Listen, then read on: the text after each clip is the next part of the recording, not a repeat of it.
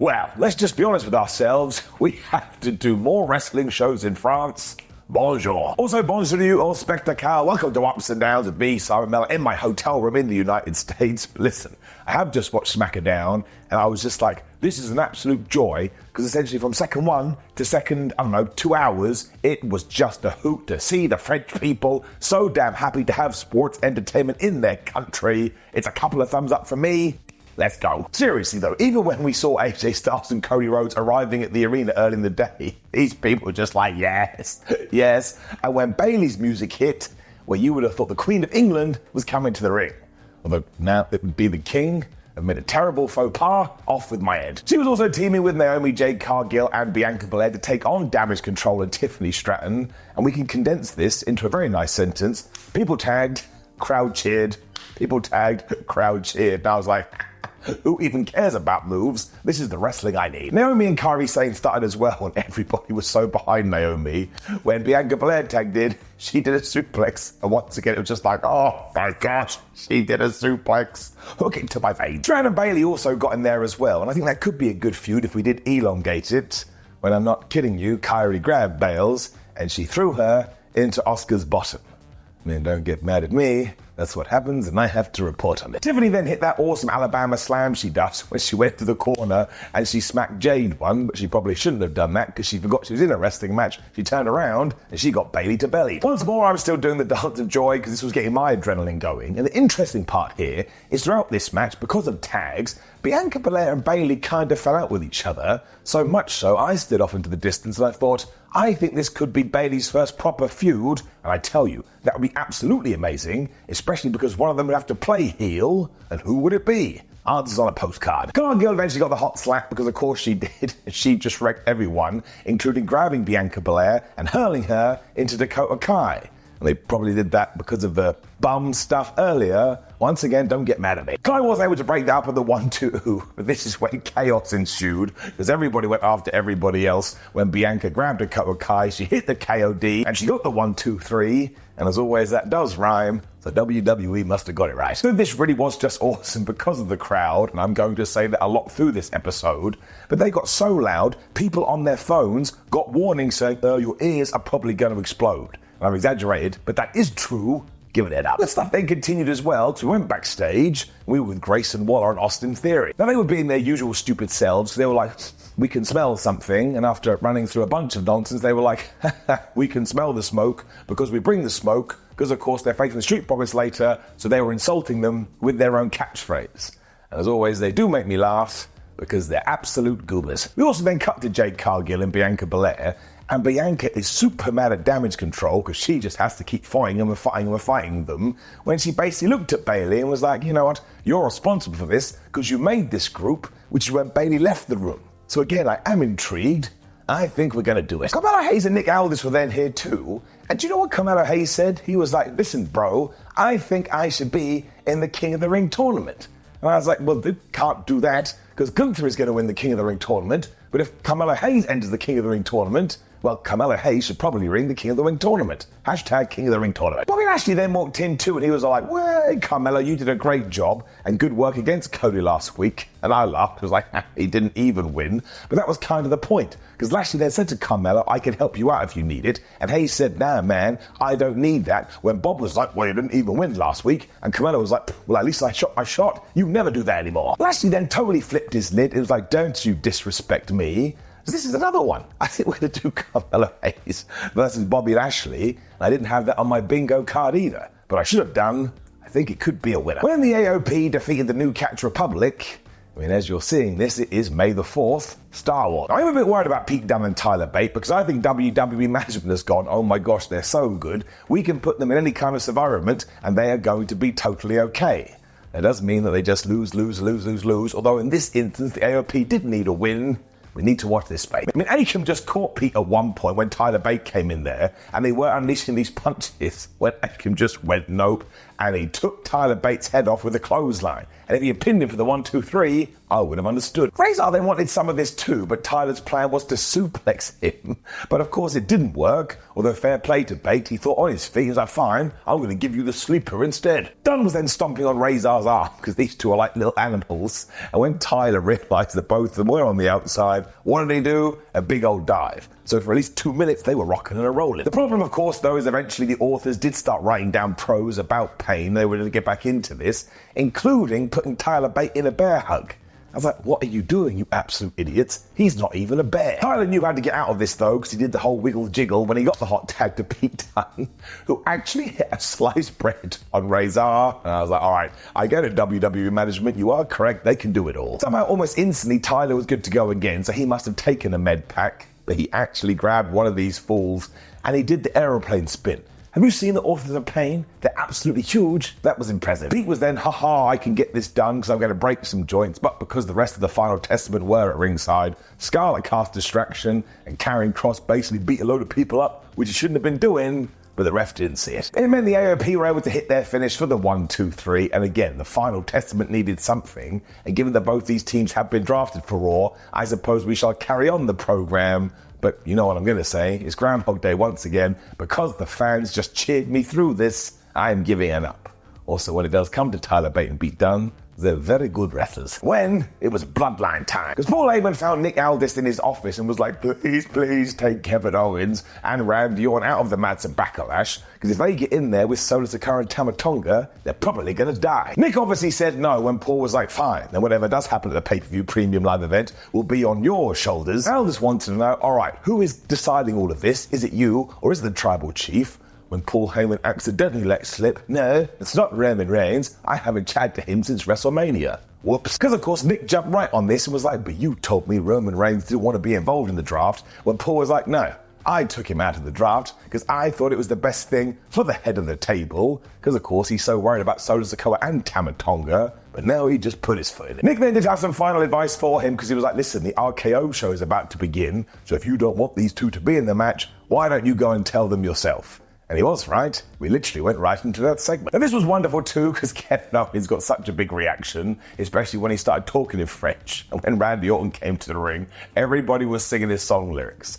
I don't know why that's entertaining. It just is. I mean, they were so damn over, they could have played chess and everybody would be into this. When Kevin was like, listen, I just thought we were going to come out here for a good time, but Paul Heyman kept ringing me and ringing me and ringing me, and he has worn me down. So you know what? We do have a guest. And here came Paul Heyman. I mean, who were you expecting? I think he dropped in the line that he is now WWE's undisputed wise man, so he's definitely been promoted.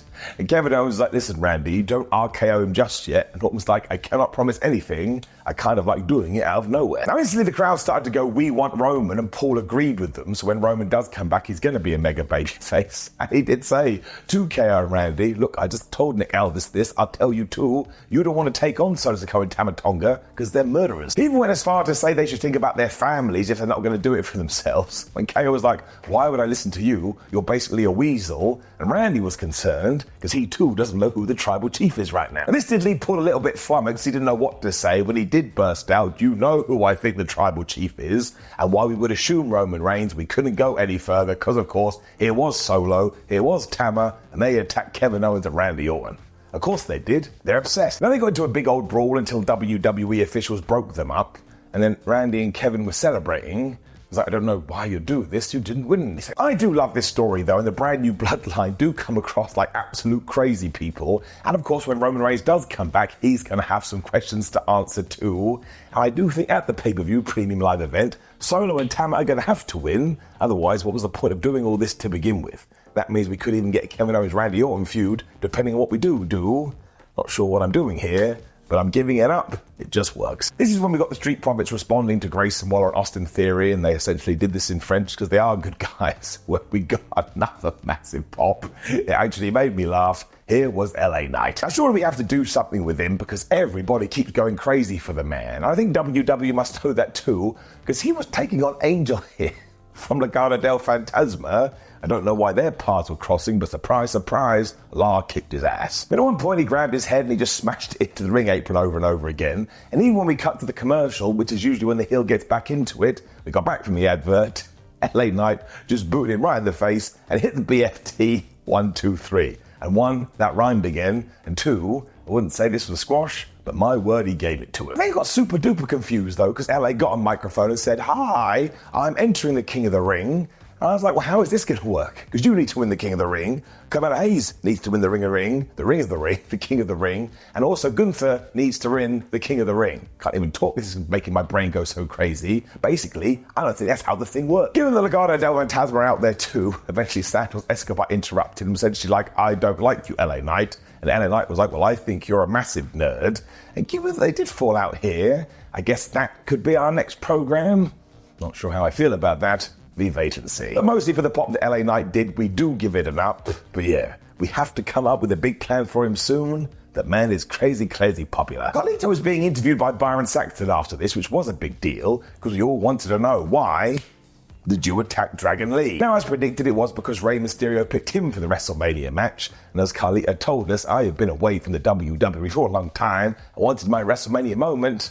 And I feel like Dragon Lee screwed me over, especially because he's a mythical creature. This is when Lee flew in and he attacked Carlito, although we didn't really see what was going to happen here. And I'd actually do this match at Backlash, but at the moment, it is not happening at Backlash. Before we do find out that, though, we did have to sort out the tag team titles. As it turns out, France loves a good tag team title match. I'm just going to say it again. The noise during this. There's also Grayson Waller and Austin Theory taking on the Street Profits, and even though A-Town Down Under jumped these guys to begin with, everyone was just like, yes, do crazy moves. So they did. I mean, Montez Ford was so offended by that, he hit a rock bottom when Angelo Dawkins joined in, and he smacked them all with a Swanton Bomb. Montez then carried this on because he basically murked both of them on the outside. And even when they tried to get back into this, Angelo Dawkins was like, no, I don't think so. And he took them out first. So for a good while, the Street Profits, they too were a rockin' and a rollin'. He even carried this on with a double team blockbuster when they were about to get the win. When Austin figured that out, he was like, I can just hit Montez right in the penis, which he did do, and he used the top rope, and he went right into his groin. All this did mean that nobody saw that Dawkins had hit the most devastating move in all the sports entertainment, the surprise roll-up, which is when Austin snuck in. He slammed him with a flatliner, and surprise, when the referee did turn around, Grayson was able to get the pin, and these two schmucks did win. But I have to tell you this, I love the fact that they do keep stealing victories. They really do make me chuckle. I hope they do get into a long-term program with somebody, and actually I would choose the Street Profits, so maybe we can do this, because again, they did win via shenanigans. But otherwise, this was just a very good match, which once again was just escalated by everything going on around it. You should just watch this whole SmackDown. If you are any kind of wrestling fan, you will definitely enjoy it. And I'm just going to repeat that again too, because this main event segment, even though AJ Styles was out first, when Cody Rhodes entered, these people lost their damn minds. And when he went, what do you want to talk about? He may as well have said, I'm going to give you all $1 million. Styles knew what he was doing, because he took the mic. He was like, nobody cares about that. And then, anytime he tried to say anything, he became Dominic Mysterio, because everyone was just going, boo, boo, and they weren't saying boo words. Now, the big point Styles wanted to get across was that I may be older than you, Cody Rhodes, but I'm still in my prime. But also, let's not forget, when you were in the WWE first time, you couldn't handle it. Well, he did the Stardust pose with his hands, and even when you came back to the damn thing, everybody welcomed you with open arms. I saw what happened at WrestleMania. What about me? I had to fight my way to get here, and I had to climb to the top by myself. And I suppose this audience agreed, it all started to clap. AJ also mentioned that people Cody hangs around with are legends, but he's beaten all of them. When Rhodes was like, listen, my friend, you are phenomenal, but tomorrow you will be first, or be the first on his list of people that do get defeated, as he is a champion. This is just Cody Rhodes, man. He's always so respectful. I like it. And then went a little bit inside of baseball, because Cody Rhodes threw up the Too Sweet sign. And of course, that makes sense with AJ Styles, because both of them were in the Bullet Club at one point in time. And even though they pretended they were going to do the kiss finger thing, that is what it is. Don't get mad at me. But of course, AJ hit him instead as he did walk off. He's the heel, and Cody Rhodes is the bad guy. Not the bad guy, the good guy. I was thinking of the Billie Eilish song. But that isn't how SmackDown ended, because then we flew backstage again when the Bloodline and Kevin Owens and Randy Orton were still fighting. And I was like, what good is wrestling security? You can't do anything. What it did do, though, was a nice 1-2 punch, because it told you, look, these are two of our biggest matches at the pay-per-view premium live event, and it left you wanting more. Although you've only got to wait a few hours, we're going to get that show. And given how loud people were here, my gosh, they could actually ruin the world. Get it up. So I would admit this was a very simple show, because I think WWE knew what they were going to get, and there wasn't actually that many people on it, because I'm not sure how many people have flown over, but you know the deal. I'm sure you've got it from everything I've said to you. It's getting it up. Any crowd like this, is all right with Simon Miller. Now, of course, please do leave me a comment below and let me know what you thought about last night's episode of SmackDown, especially if you were there. I want to know how loud it was. Like the video, share the video, and subscribe. Click the video on the screen, which is Ups and Downs for Dynamite, which is also a good show. Otherwise, thank you, my friends. I will see you tomorrow, or later today, I should say, when I do up those downs for Backlash, because it's one of those crazy weekends, or just a normal weekend in wrestling world. I'll see you then.